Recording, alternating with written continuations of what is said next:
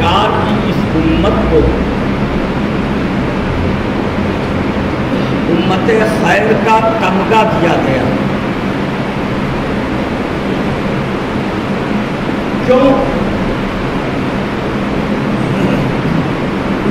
کہ برائیوں کو دیکھ کر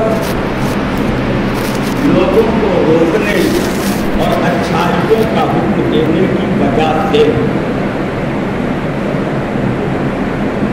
اب ہم کتنے اچھے ہیں، امت خیر کہلانے کے ہم کتنے لائق ہیں. اس آیہ کریمہ کی روشنی میں ہمیں اپنے کو دیکھنا ہوگا کہ ہم گناہ کے کاموں اور برائیوں سے کس قدر اپنے لوگوں کو، اپنے محلے والوں کو، اپنے گلی کے لوگوں کو، اپنے گھر کے بچوں کو روکتے ہیں، اور بھلائی کا ہم کس قدر حکم دیتے ہیں. اور صرف یہ کہنے سے کام نہیں چلے گا کہ برائیوں کو روکنا، برائیوں کے متعلق بتانا اور بھلائی کا حکم دینا یہ صرف مسجد کے اماموں اور قوم کے علماء کا کام ہے. اس کے کہنے سے، یہ کہہ دینے سے آپ بڑی ذمہ نہیں ہو سکتے. یہ عام حکم ہے اور سب کی اپنی اپنی ذمہ داری ہے. جو جس حیثیت کا ہے اس کو اس حیثیت سے امر بالمعروف و نہی عن المنکر کا کارنامہ انجام دینا ہوگا.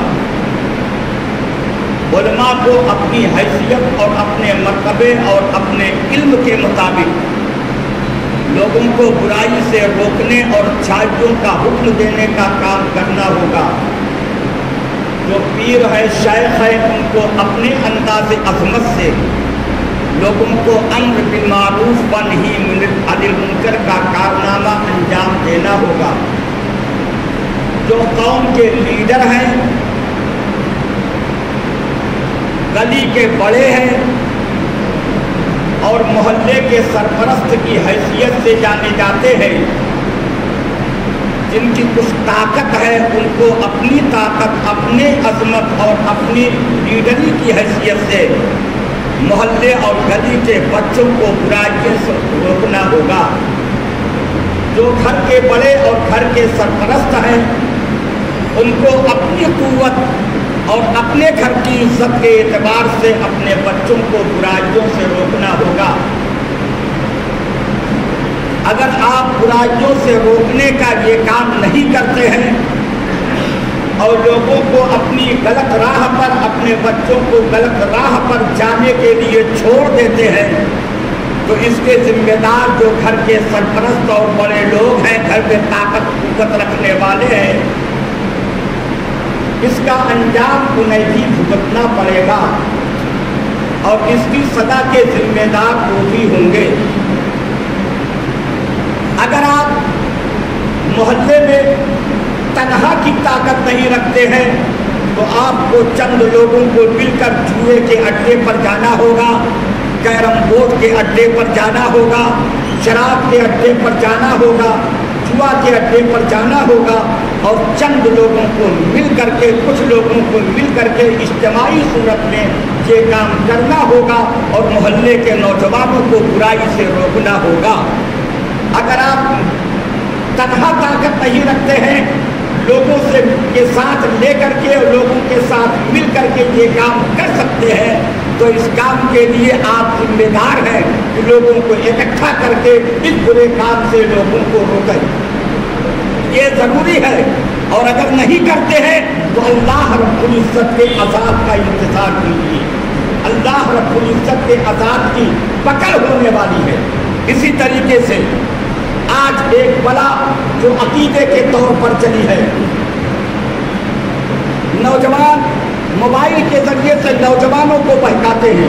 14 سال کے بچے، 15 سال کے بچے 16 साल के बच्चे, 17-18 साल के बच्चे मोबाइल दिखाते हैं, ये हदीस देखो, मोबाइल दिखाते हैं, ये हदीस देखो, टोपी उतार कर नमाज पढ़ो, नंगे सर नमाज पढ़ने लगे।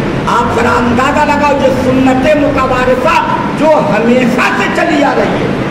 मैं आपसे पूछता हूँ, ये 100, 200, 500 लोग मस्जिद में इकट्ठा होंगे, मैं आपसे पूछता हूँ कि आपने कभी ऐसा देखा और सुना था कि नमाज नंगे सर पढ़ी जाए? टोपी को इज्जत के कम काम दिया गया, नंगे सर लोग रहने को मायूब और ऐब समझते थे, लेकिन अब इन लोगों ने सर से टोपी उतार दिया। टोपी की कोई जरूरत नहीं। जब टोपी की जरूरत नहीं तो साफे की सुन्नत कहाँ से याद रहेगी? साफे के साथ नमाज पढ़ो तो 27 नमाजों का सवाब मिल जाए। अब इनके जब टोपी ही नहीं है तो साफा कहाँ से आएगा? नंगे सर पढ़ो, नंगे सर पढ़ो, सुन्नत है, लेकिन उनको सुन्नत से जिद है, सुन्नत से जिद है। अभी परसों की बात है, फिसवा पट्टी का एक बच्चा इन लोगों ने बहकाया, लड़का घर में नमाज पढ़ने लगा, टांग फैलाकर पहलवान की तरह खड़ा हो गया। माँ ने उसके पैर में डंडा मारा कि ये कैसी नमाज पढ़ रहे हो? उसको नहीं समझ में आया, तो उसने बताया ये तरीका सही है। कुछ पैसी वैसा हुई, वो घर से निकला, नमाज का वक्त हुआ, नमाज पढ़ने के लिए जल्दी से आ गया। उसके घर वालों की ज़बानी में बता रहा हूँ, नमाज पढ़ने गया, तुरंत आ गया।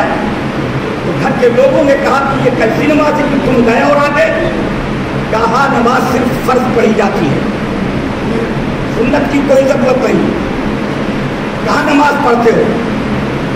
उन लोगों ने जाकर के पता लगाया, कच्ची मस्जिद, कि मेरा फला लड़का है, इस अंदाज से नमाज पढ़ता है, आप लोग उसको क्या सिखलाते हैं? उन लोगों का यहाँ नहीं, वो गैर मुक़ल्लिदीन के मस्जिद में जाता होगा। घर वाले यहाँ आए तो उसको यही देखा, घर वालों की ज़बान से मैं बोल रहा हूँ। बदकिस्मती का उसमें एक लीडरशिप का था, जिसका चेहरा बिल्कुल मनहूसियत था, चेहरे पे बिल्कुल नूरानियत नहीं थी। क्यों कहा? चेहरे पे बिल्कुल नूरानियत नहीं थी, मनहूसियत जगह। 2-3 लड़के और बैठे हुए थे, चप्पल उतार करके उन लोगों ने अपने बेटे को मारना शुरू किया और कहा तुम उन लोग जो बैठे थे उन लोगों से कहा कि यही सिखाते हो तुम लोग, गुमराह करते हो। और यहाँ कोई बड़ा आदमी नजर दिया तो सिर्फ लड़के लड़के। मेरे बुजुर्गों दोस्तों सुनो एक बात, इब्लीस ने अल्लाह रब्बुल इज्जत के चुनिंदा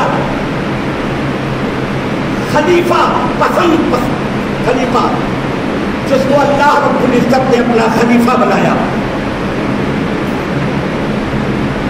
उनकी अजमत का सबक पढ़ाने के लिए अल्लाह रब्बुल इज्जत ने इब्लीस को हुक्म दिया इनको सजदा करो, ताकि उनकी अजमत फरिश्तों के दिल में बैठे, फरिश्तों से सजदा करवाया। लेकिन इब्लीस ने अजमत का इनकार किया।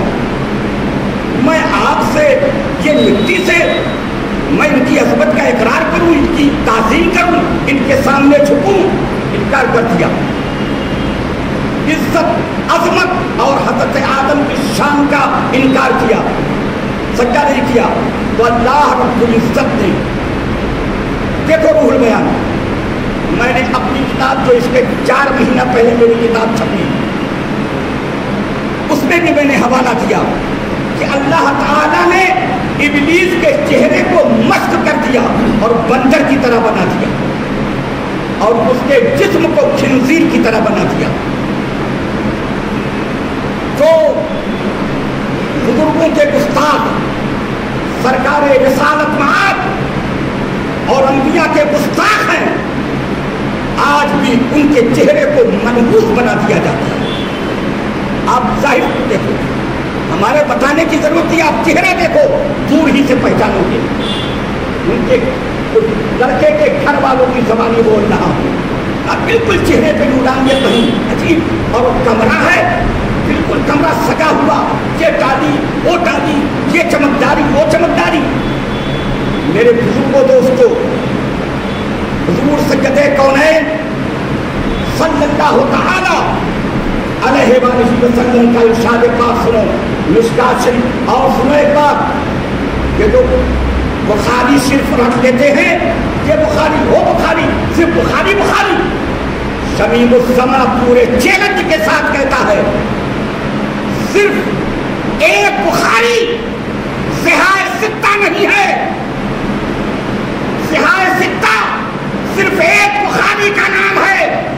اگر کوئی یہ کہتا ہے کہ بخاری شریف میں کوئی غلطی نہیں واقع ہوئی ہے تو شمیم الزما کہتا ہے امام بخاری یعنی حضرت محمد بن اسماعیل بخاری وہ بھی انسان تھے، اور الانسان مرکب من الخطاء والنسیان. انسان کے وجود میں خطا اور لرزش واقع ہوئی ہے. حضرت آدم علیہ السلام سے لرزش نہیں ہوئی تھی، لرزش سب سے ہو سکتی ہے. امام بخاری سے بھی لرزش ہوئی ہے. بخاری شریف میں تمام حدیثیں صرف صحیح نہیں ہے، اس میں بھی صحیح حدیث ہے. امام بخاری سے لرزش ہوئی ہے، حدیث کی عبارت میں لرزش ہوئی ہے، راویوں کے ناموں میں لرزش واقع ہوئی ہے. اور اگر کہتے ہو بخاری تو امام بخاری کو 6 لاکھ حدیثیں یاد تھی. بخاری شریف یہ کتاب آپ نے دیکھی ہوگی.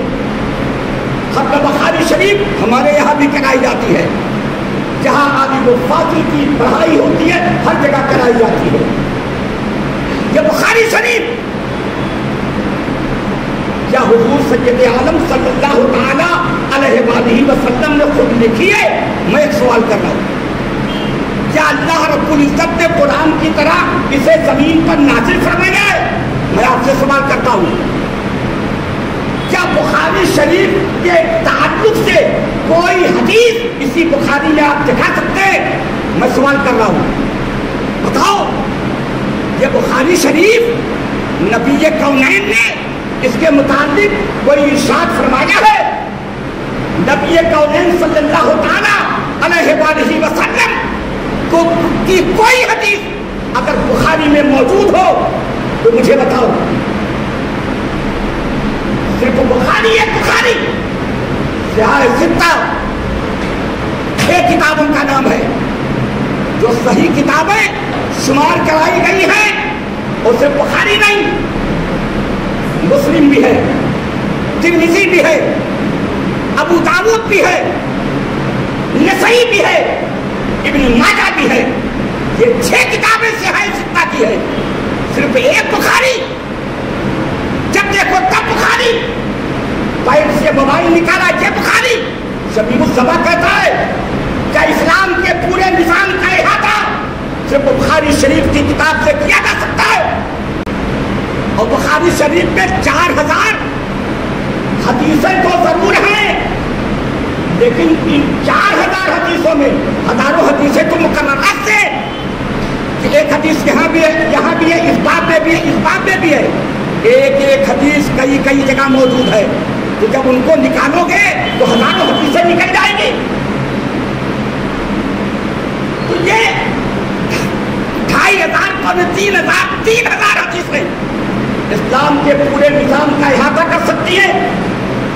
آپ بتاؤ. صرف بخاری سنیے غور سے. میں اس لیے کہہ رہا ہوں کہ آپ اپنی ذمہ داری سمجھو. آج آپ کے بچوں کے ذہن کو خراب کیا جا رہا ہے. 2-4 لڑکے جو اس ٹائپ کے ہیں، ذہن کے تیز ہیں، شیطان ان پر پورے طریقے سے حملہ آور ہے. کہیں اس سینے پر، کہیں اس سیڑھی پر، کہیں کسی کے چبوترے پر، کہیں کسی جگہ ان لوگوں نے اڈا بنا لیا ہے. اور 2-4 لڑکے مل کر کے محلے کے نوجوان 14, 15, 16, 17, 18 سال کے بچوں کو پہلے تو بہانے سے اپنے قریب کرتے ہیں، پھر ان کے سامنے حدیث کی باتیں کرنے لگتے ہیں، ان کا ایمان تباہ کرتے ہیں. اے لوگوں، آپ کی ذمہ داری ہے. میرے آقا نبی کونین صلی اللہ تعالی علیہ وآلہ وسلم کا ارشاد سنیں. اللہ کے نبی نے فرمایا یکونو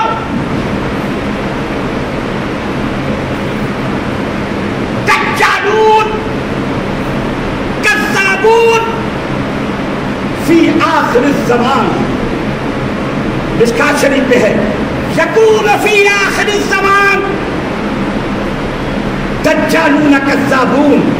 اللہ کے نبی نے فرمایا آخری زمانے میں دجال پیدا ہوں گے, کچھ کذاب پیدا ہوں گے جو ایسی ایسی باتیں تمہارے سامنے لائیں گے جو تم نے اور تمہارے باپ داداؤں نے نہیں سنی ہوگی. یہ میرے آقا کا ارشاد ہے. اور پھر اللہ کے نبی آگے فرماتے ہیں ان کو اپنے پاس بیٹھاؤ نہیں اور ان کے پاس بیٹھو نہیں ورنہ تم فتنے میں پڑ جاؤ گے. میں آپ سے پوچھتا ہوں یہ آخری زمانہ ابھی کا ہے یا آخری زمانہ حضرت غوث اعظم کا تھا؟ آپ بتاؤ. آخری زمانہ اب ہے نا؟ ارے بولیے نا. وہ پہلے آخری زمانہ تھا. آخری زمانہ کسے بولتے ہیں؟ اللہ کے رسول کا دور ظاہری حیات طیبہ کا وہ زمانہ آخر تھا, صحابہ کا زمانہ آخر تھا, امام اعظم کا زمانہ آخر تھا. کون سا زمانہ آخر ہے مجھے آپ بتاؤ. آخری زمانے میں دجال پیدا ہوں گے, کذاب پیدا ہوں گے جو ایسی باتیں تم سے کریں گے جو تم نے اور تمہارے باپ داداؤں نے نہیں سنی ہوگی. یہی تو آخری زمانہ ہے. جو غوث اعظم کا زمانہ تھا وہ آخری زمانہ تھا, خواجہ پاک کا زمانہ وہ آخری زمانہ تھا, حضرت خواجہ نظام الدین اولیاء کا زمانہ وہ آخری زمانہ تھا. 800 سال پہلے, 1000 سال پہلے, 1100 سال پہلے, 900 سال پہلے یہ بزرگوں کی جماعت میرے خواجہ جنہوں نے اپنی قوت روحانی سے پورے ہندوستان کو اسلام کا اڈا بنا دیا. ہندوستان میں اسلام جو ہم تک پہنچا جو انہوں نے پہنچایا ہے یہ آخری زمانے کے کذابوں اور دجالوں نے پہنچایا ہے, میرے خواجہ نے پہنچایا ہے. بولو حضرت بابا قطب الدین بختیار کاکی, حضرت خواجہ نصیر الدین چراغ دہلوی, میرے غوث اعظم سیدنا شیخ عبد القادر جیلانی, یہ کذابوں کی جماعت. جب پرسوں لوگ میرے پاس آئے تو لوگوں نے کہا یہ غوث اعظم کو برا بھلا کہتے ہیں, کہ تو وہ کیا ہے؟ خواجہ پاک کو برا بھلا کہتے ہیں, وہ کیا ہے؟ ان کی توہین کرتے ہیں. میرے بزرگوں دوستوں, میرے غوث اور میرے خواجہ کی تقسیم اور توہین کرنے والا کبھی اچھا نہیں ہو سکتا. ان کا احسان ہے کہ انہوں نے ہم تک اسلام پہنچایا اور ہمارے سینوں و دل کو اسلام کی روشنی سے چمکایا. ہم کو بھلا دیں گے؟ ہم غوث اعظم کو بھلا دیں گے؟ میں نے مدینہ منورہ میں ان متبوع خبیثوں سے سنا تھا جنہوں نے غوث اعظم کی توہین میرے سامنے کی تھی, خواجہ پاک کا نام توہین کے ساتھ میرے سامنے لیا تھا. لیکن آج ان کذابوں نے, ان دجالوں نے یہاں بھی میرے غوث کو اور میرے خواجہ کو برا بھلا کہنا شروع کر دیا. ٹھیک ہے, یہ غوث پاک ہمارے مسلک سے الگ مسلک کے ہیں لیکن اہل سنت والجماعت کے. یہ خواجہ ہمارے مسلک کے ہیں, چاروں مسلک حق ہیں, حنفی شافعی مالکی حنبلی چاروں حق ہیں. ان میں سے کسی کی بھی آپ اتباع کریں گے نجات پا جائیں گے. لیکن جس جماعت اور جس مسلک کو ماننا ہوگا, جس امام کی باتیں ماننی ہوگی, پورے طریقے سے مسلمان اسی کے طریقے پر عمل ضروری ہوگا. میرے بزرگوں دوستوں, بہرحال میں نے کہا اپنے بچوں کو بچاؤ. یہ آپ کو نہیں, آپ کو نہیں, یہ نوجوان چھوٹے چھوٹے ان کے ذہن کو خراب کرنے میں لگے رہتے ہیں. سنیے, بخاری کی بات کرتے ہو, سنو بخاری. میرے آقا حضور سید کونین صلی اللہ تعالی علیہ وآلہ وسلم صحابہ کی جماعت کو تشریف فرما ہے. اللہ کے نبی نے ارشاد فرمایا, اللہم بارک لنا فی شامنا, اللہم بارک لنا فی یمننا. اے اللہ ملک شام میں برکت نازل فرما, یمن میں برکت نازل فرما. نجد کے کچھ صحابہ کرام بھی بارگاہ میں موجود تھے. قالو, تو وہ لوگ بولے, یا رسول اللہ وفی نجدنا, اللہ کے رسول شہر نجد کے لیے بھی، نجد میں بھی برکتیں ہونے کی دعا فرما دے.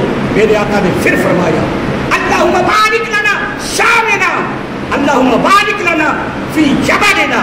میرے آقا نے فرمایا، صحابہ نے پھر عرض کیا، نجد کے صحابہ نے، یا رسول اللہ نجد میں بھی برکت کے لیے دعا فرمائے. اللہ کے نبی نے تیسری مرتبہ پھر فرمایا اللہم بارک لنا فی شامنا، اللہم بارک لنا فی جملنا.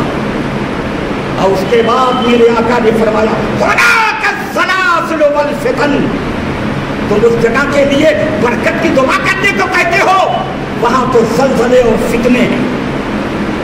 کہاں؟ نجد میں زلزلے اور فتنے ہیں. اور میرے آقا پھر فرماتے ہیں وَيَقْلَعُ قَرْنُ الشَّيْطَانِ، وہاں سے شیطان کا گروہ پیدا ہو. میرے بزرگوں دوستوں، 12ویں صدی میں اسی نجد کی دھرتی پر ابن عبد الوہاب نجدی پیدا ہوا، جس نے اللہ کے پیارے رسول سید کونین صلی اللہ علیہ وآلہ وسلم کی شان میں ایسے گستاخی کی جو شمیم السما کی زبان سے ادا بھی نہیں ہو سکتی. گنبد خضرا کو اٹھانے کی باتیں کی، اس نے اپنی جماعت بڑھائی، مدینہ منورہ پر حملہ کر دیا. مسجد نبوی شریف کی قالین اور جو جھاڑ لگے ہوئے تھے ان کو اٹھا کر کے نجد لے گیا. اتنے ہی نہیں، مدینہ منورہ کی جوان عورتوں اور بچیوں کے ساتھ ان لوگوں نے زناکاری کی. چاچا کل نہیں کھلائے اس نے عبد الوہاب نجدی نے، اسی کی پیداوار، اسی کے ماننے والے، اسی سے محبت کرنے والے آج کی یہ جماعت ابن عبد الوہاب نجدی کے ماننے والوں کی ہے. میرے بزرگوں دوستوں، آپ نہیں جانتے ہو، آپ نے نہیں سنا ہے، جو مدینہ منورہ گئے ہیں، جنہوں نے حج بیت اللہ کیا ہے، انہوں نے دیکھا ہے کہ صحابہ کرام کا او مقدس قبرستان مکہ معظمہ بلڈوزر چلا کر کے اس کو برابر کر دیا گیا. آپ نے دیکھا اور سنا ہوگا کہ مدینہ منورہ کا جنت البقیع، جہاں پر میرے آقا حضور سید کونین صلی اللہ تعالی علیہ وآلہ وسلم کی ازواج مطہرہ اور نامور صحابہ کرام اہل بیت اعظام کے مزارات تھے، سب کو بلڈوزر کے ذریعے کھا دیا. اللہ کے پیارے رسول نبی کونین صلی اللہ تعالی علیہ وآلہ وسلم کے گنبد خضرا پر ہتھوڑے چلانے کے لیے، توڑنے کے لیے ایک نجدی جب آگے بڑھا تو خیر سے ایک سانپ آیا، زہریلا سانپ، اور اس نے گنبد خضرا کو اٹھانے کی کوشش کرنے والے اس نجدی کو ڈس کر کے وہی فوراً ختم کر دیا. وہ جہنم میں پہنچ گیا. جو جماعت ہے، ان لوگوں نے کیا کیا نہیں کیا. یہ صرف بزرگوں کے گستاخ نہیں، صرف اولیاء کرام کے گستاخ نہیں، انبیاء کرام کے گستاخ ہیں، اور انبیاء کے سردار رسول دو جہاں کے گستاخ ہیں. میرے بزرگوں دوستوں، آپ اپنے بچوں کو بتاؤ، ایسے لوگوں کے پاس بیٹھنے رکھو. اور ایسے لوگ اگر آپ کے گھر کے سامنے، آپ کے محلے میں بیٹھتے ہیں تو ان کو اپنے سے دور کرنے کی کوشش کرو، ورنہ آپ کا گھر تباہ ہوگا، آپ کے بچے تباہ ہوں گے، آپ کے گھر والوں کا ایمان و عقیدہ تباہ ہو جائے گا. آپ ذرا سوچو، یہ 12 15 16 17 18 سال کے لوگے رہانی بینک سے نکالا موبائل، یہ حدیث. ارے ہم حدیث کو نہیں سمجھتے، اور میں تو کہتا ہوں میں نہیں سمجھتا. میں نے تو جو ہمارے بزرگوں نے، فقہا نے، ائمہ نے، ہمارے بڑے بڑے علماء نے سمجھایا اور لکھا ہے، ہم صرف وہی سمجھتے اور یہ سمجھتے. میں آپ سے پوچھتا ہوں، آپ کو اردو قاعدے کے الف کا صحیح علم نہیں؟ بسم اللہ الرحمن الرحیم کے بے میں کتنے نقطے ہیں، کتنے نقاط ہیں، آپ کو معلوم نہیں؟ حضرت مولا علی فرماتے ہیں اگر میں بسم اللہ کی تفسیر کروں تو 70 اونٹ بھر جائے اس کے خزانے سے. بسم اللہ کی تفسیر حضرت مولا علی کر دیں تو 70 اونٹ اس کے دستاویزات سے بھر جائے. ہم کیا سمجھیں گے اور آپ کیا سمجھو گے؟ آپ بسم اللہ کی بے کو نہیں سمجھ سکتے ہو، بخاری شریف کی حدیث کو سمجھو گے؟ شریف کا، ارے اس کی سمجھ علماء کے پاس ہے، فقہا کے پاس ہے، کہ میرے خواجہ ہندوستان کے راجا معین الدین چشتی صرف ولی کامل اور قطب اقطاب نہیں تھے، اپنے زمانے کے اتنے زبردست عالم تھے کہ وقت کے وہ مجدد اعظم تھے. آپ کیا سمجھتے ہیں؟ حضرت خواجہ نظام الدین اولیاء محبوب الہی اللہ کے محبوب ولایت کے اعتبار سے تھے، لیکن دنیا کے حدیث اور قرآن کے اتنے زبردست عالم تھے وہ اپنے وقت کے مجدد تھے. آپ کیا سمجھ رہے ہیں میرے بزرگوں دوستوں؟ ان مجددین سے، ان فقہا نے، ان محدثین نے، ان علماء کی جماعت نے بخاری کے حدیث کو نہیں سمجھا کہ آج کے چند لونڈے بخاری شریف کو سمجھنے چلے. غور سے میری بات سنو، میرے آقا کا ارشاد سنو. اللہ کے نبی نے ارشاد فرمایا ہے، میرے آقا قال النبی صلی اللہ تعالی علیہ وآلہ وسلم، میرے آقا فرماتے ہیں لا یجلو امتی علی الضلالہ، لا یجمعو امتی علی الضلالہ، کہ اللہ تعالیٰ میری امت کو گمراہی پر جمع نہیں فرمائے گا. غور سے یہ حدیث سنو، غور سے سنو. اللہ تعالیٰ میری امت کو گمراہی اور دلالت پر جمع نہیں فرمائے گا. ید اللہ علی الجماعۃ، اس بڑی جماعت پر اللہ کا ہاتھ ہے، اس بڑی جماعت پر اللہ کا ہاتھ ہے. اور اس کے بعد اللہ کے نبی فرماتے فمن شذ شذ فی النار، جو اس بڑی جماعت سے الگ ہوا وہ جہنم میں گیا. یہ حدیث شریف ہے، یہ حدیث شریف ہے. اور اس قسم کی ایک حدیث نہیں، انشاءاللہ میرے ذہن میں بات رہی تو آئندہ جمعہ کو پھر میں آپ کو بتاؤں گا. اب مجھے آپ بتاؤ، بڑی جماعت یہ 25-50 لوگوں کی ہے یا بڑی جماعت یہ 20 کروڑ 25 کروڑ 30 کروڑ لوگوں کی ہے؟ ارے یہ 25-50 غیر مقلدین نے 1.5 اینٹ کی اپنی مسجد بنا دیا، وہ بڑی جماعت ہے یا یہ بڑی جماعت ہے؟ اہل سنت والجماعت جس کو آج مسلک اعلیٰ حضرت کہا جاتا ہے، مسلک اعلیٰ حضرت مسلک اہل سنت کا نام ہے. اور مسلک اہل سنت کو دیکھنا ہے تو اجمیر جا کر کے دیکھو، ہزاروں نہیں 20 لاکھ کا مجمع ہے. مسلک اہل سنت دیکھنا ہے تو بریلی شریف اعلیٰ حضرت کی بارگاہ میں جا کر کے دیکھو جسے ثانیہ اجمیر کہا جاتا ہے. اہل سنت والجماعت کی اس بڑی جماعت کو دیکھنا ہے تو اڑیسہ میں دھام نگر چلے جاؤ، میرے مجاہد ملت کی بارگاہ میں جاؤ. اس بڑی جماعت کو دیکھنا ہے تو کچھوچا مقدس آ جاؤ، میرے مختوم اسد جہانگیر سمنانی کی بارگاہ میں جاؤ تو روز اس کا میلہ لگاؤ. میرے بزرگوں تو بس دوستو وہ بڑی، اور وہ تو وہ ہیں میں یہاں کہتا ہوں بڑی جماعت ہمارے یہاں عید کی نماز ہوتی ہے، بقرعید کی نماز ہوتی ہے، اس میں دیکھو اس جماعت میں 1.5 اینٹ کی اپنی مسجد بنانے والوں کی کتنی جماعت ہوتی ہے؟ 25 آدمی، 50 آدمی، 100 آدمی، 200 تو نہیں ہوگی، مان لو 50-100 آدمی ہوئے، یہ بڑی جماعت ہو گئی. اللہ کے نبی نے ارشاد فرمایا ہے میری امت گمراہی پہ اکٹھا نہیں ہوگی، یعنی جو بڑی جماعت ہوگی وہی ہوگی. اللہ کے نبی کا ارشاد سنو. اور میرے آقا نے فرمایا اس بڑی جماعت پر اللہ کا ہاتھ ہے. یہ بڑی جماعت اللہ رب العزت کی کرم نمائی میں ہے اور اسی لیے اس جماعت کا چہرہ چمکتا ہے. اس جماعت کے چہرے پر حسن نظر آتا ہے، چاہے کوئی سانولا ہو کہ کالا ہو، گورا ہو کہ پیلا ہو، لیکن نبی کونین کے نور کی چمک اہل سنت والجماعت کے چہرے سے ظاہر. میرے بزرگوں دوستوں، میرے آقا نے فرمایا من شذ شذ فی النار. بخاری شریف پہ اٹھا دیکھو بخاری شریف، اللہ کے نبی نے فرمایا ہے کہ جو اس جماعت سے الگ ہوا وہ جہنم میں گیا.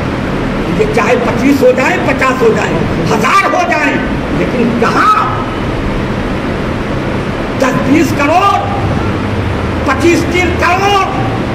میرے بزرگ دوستوں میں کیا بتاؤں، میں نے دنیا دیکھی ہے. شام میں میں گیا، یمن میں میں گیا، دبئی میں گیا، افریقہ کے بہت سارے ملکوں میں میں گیا،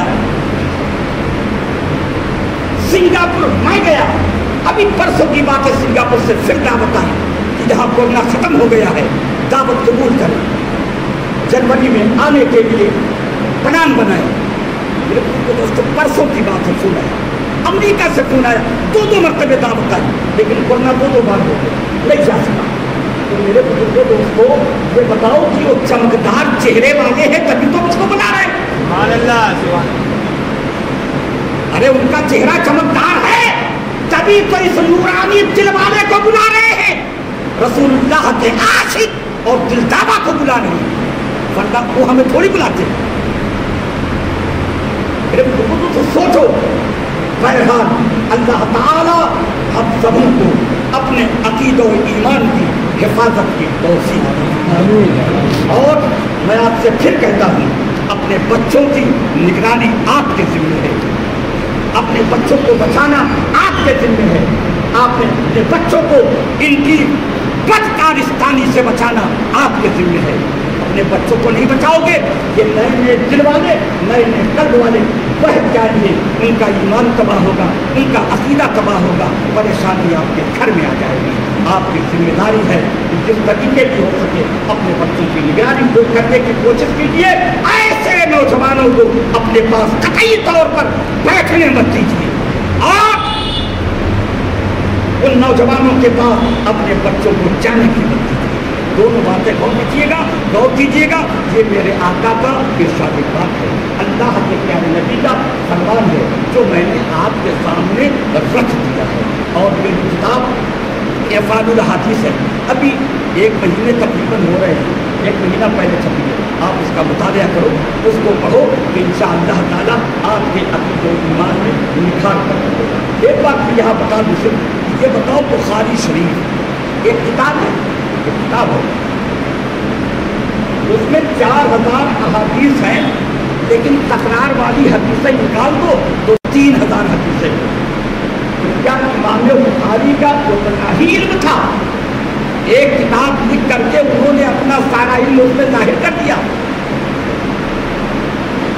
ارے امام بخاری تو بہت بڑے آدمی تھے نا، صرف ایک بخاری اور سب بھول جاتے ہو آپ. میرے بزرگوں دوستوں، ایمان کی حفاظت کی سخت ضرورت ہے. اللہ تعالی ہم لوگوں کو ایسے ناکارہ لوگوں سے، کذابوں اور دجالوں سے بچنے کی توفیق مدد فرمائے. وما علینا